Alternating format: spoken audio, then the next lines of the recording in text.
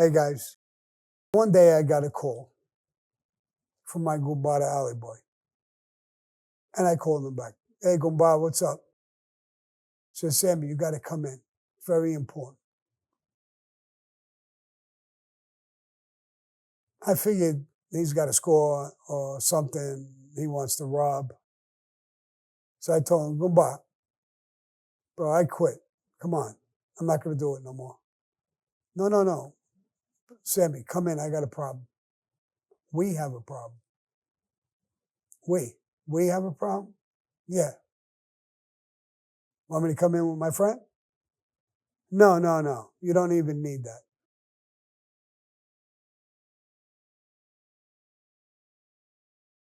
At that time, I had a car.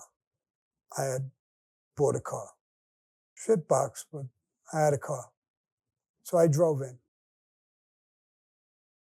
I met him. Goodbye, what's the matter? There's an indictment, supposedly. The police are looking for you and for me on a murder case. For me and you? Yeah.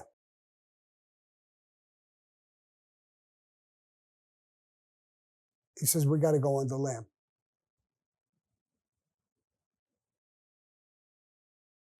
I said, all right. I got to make arrangements here. I got my wife with a kid out in Long Island, living in my mother and father's house. Let me get my brother-in-law. He knows cops in the 62nd precinct. Maybe we could find out what this is about, because he had no idea what it was about, other than it was a murder. So I went back to Long Island that night. I grabbed my wife and I said, listen, something came up. You're not going to, listen. I'm not going to do nothing. The police are looking for me. Something serious came up. I don't want to discuss it with you. What I will do, I'll talk to my mother and father. I'm going to leave. I got to leave. What I'm going to do is make arrangements, call your mother and father, take the baby, go back to Brooklyn, live with your mother and father. We can't get in a pond. I got no money to take care of you. Live with your mother and father. I went across the street where my brother-in-law Eddie lived in Long Island, and I talked to him and I told him what my Gumbada Alley boy told me. I said, when you go in, go see your connections in the police station and see if they are looking for us and if you could find out what it is. Somebody's saying that it's for a murder. See if you could find out what murder. Find out whatever information you can do. He said, okay, I'll start on that tomorrow. I took my wife and my kid in next day or second day or whatever it was. I talked to her mother and her father. More the father than the mother. I told him, I got to go away. When are you going to come back, Sammy? I have no idea. None. I have to go under lab. I can't explain it to you. She's your daughter and your granddaughter now. Take them in. I can't give you no money. I can't do anything. He said, don't worry about that. He took them in. I hugged and kissed my mother and father goodbye. I said, it's a long trip. I don't know how long it's going to be, but I'll be in touch. I grabbed Eddie again, work on this. I went and go see Tato. I told him what I'm telling you. He said, I'll reach out too. I have connections. I'll reach out.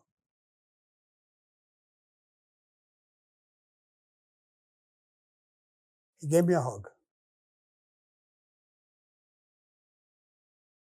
He put some money in my pocket. He didn't count it out. He just took whatever was in his pocket and stuck it in mine. And me and my Gumbada alley boy, we left. We were going to Florida on the lam. I told this story in one of my videos, so I'm not going to get very detailed and go into it too much. We were in Florida quite a while. We had all kinds of problems in there.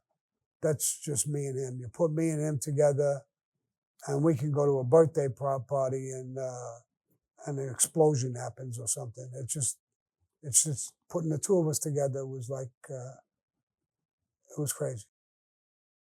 So we didn't get arrested in Florida. We didn't get in trouble. But people found out that there was an indictment and we were arrested. We were going to be arrested for the Dunn brothers' murder. Two brothers. Their last name was Dunn, the Dunn brothers. We came back. We got lawyers set up. Tata was helping me. My Gumbada Alley Boys people was helping them. But we turned ourselves in. And we were arrested for this Dunn brothers' murder. At one point, I asked Alley Boy, who the fuck is these Dunn brothers? Because I didn't have anything to do with this murder. I figured he did. But me and him would tell each other anything. We had that kind of relationship. So I said, who are these Dunn brothers? Did you do this? No, I didn't do it. And he turns around to me. Did you do it? No. I don't even know who the fuck they are. What's this about? It's about a murder. Somebody saying we killed these two guys. The two of us. That's all it was at that point.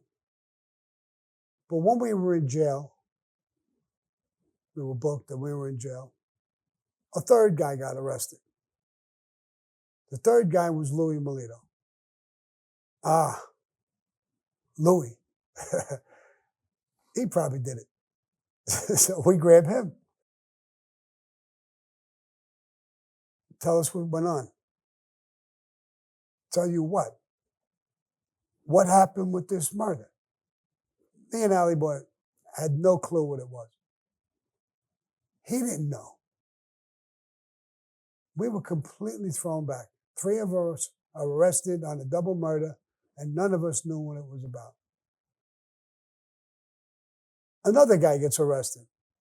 His name is Larry Martiri from Coney Island. He was with this guy Corky with the DeCavalcanti family. We weren't friendly with him, none of us. We knew of him, but we weren't friendly with him. Hey, bro, they got all 4 of us in this murder. We got the lawyers. We got to be able to fight this case, bro. What happened here? So that we can fight the case. He swears on everything. He has no idea what it is. After a while, we got bail. My bail was $100,000. You need a bail bondsman. You got to put up 10%. You got to give them $10,000. Alley Boys was $100,000. I don't know why, but Louis Melito's was $75,000. And this other guy, Larry, I don't know what his was, but he got out too. We all got out on bail, and we were going to fight the case. Again, I told this story. While we were out, me and my Gumbada Alley Boy stole everything that wasn't nailed down to pay the bail bondsman fees that were put up, the interest on Shylock loans that we had to borrow to do these things, the lawyers' fees, taking care of our families as best as we could. So we were robbing every day. We were pinched 2 more times while we were out on bail for murder. Like I said, I did stories about this, so I'm not going to go further with that. But from that day on, I was back with Taro. From that day on, I never, ever stopped. At 31, I became a made guy. I never stopped. So when I left the mob, it was a few years, maybe a year and a half to 2 years at the very, very most. And the rest of my life, it was gangs, an associate in the Colombo family, a made guy in the Gambino family, acting captain a year after I was made, a captain after the Castellano hit, an underboss to John Gotti. And in 90, I go away again. Late 91, I left the mob. I don't want to get into that story right now either. There's stories and it's in the podcast, it's all over the place. That's not what this is about right now. In 95, I got out. I did 5 years, a 5-year bid.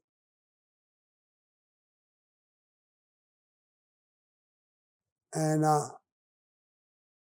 I'm living in Arizona and I am legit. I'm arrested again in February of 2000. In January of 2001, I'm indicted again by the federal government, a mirror case of what happened in Arizona. In 2002, while these cases are going on, I'm indicted again with the Iceman. A cold case, 23 years earlier.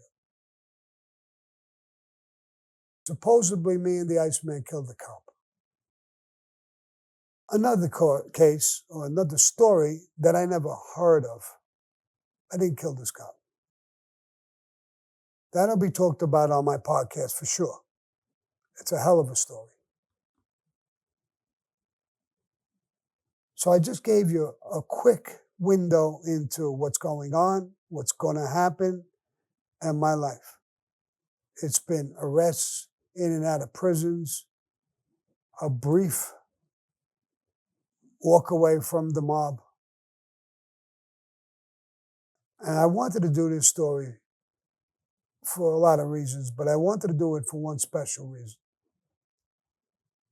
I would love for my wife to listen to this story. What this poor woman went through with me. I never raised my hands to her. I never abused her. But she had a tough life being married to me. With everything that happened to me, it happened to her. So I dedicate this story to her, not me. I hope you guys enjoyed it. If you do, press like. Always subscribe. The more people that subscribe, the more things I could do. When I go to people to do my life story, which I'm talking to people left and right now, a lot of people, what I do is show them that people have an interest in the story. I show them my subscribers. So if you subscribe, you're going to help me get this story to come out, not only on a video or a podcast, but in a movie. Something like The Sopranos. Sopranos was great. I loved it. Well done. 10-15% truth. The rest is all made up. But it was done great. I want my story to be 10-15% Hollywood. You can't stop that. But 85% the truth. So by subscribing to me, you're helping me get that done. So not only listening to me talk about these things, I hope in the very near future, you're going to be watching it. So again, if you like it, press like, subscribe, and you are helping me out that way. Adios.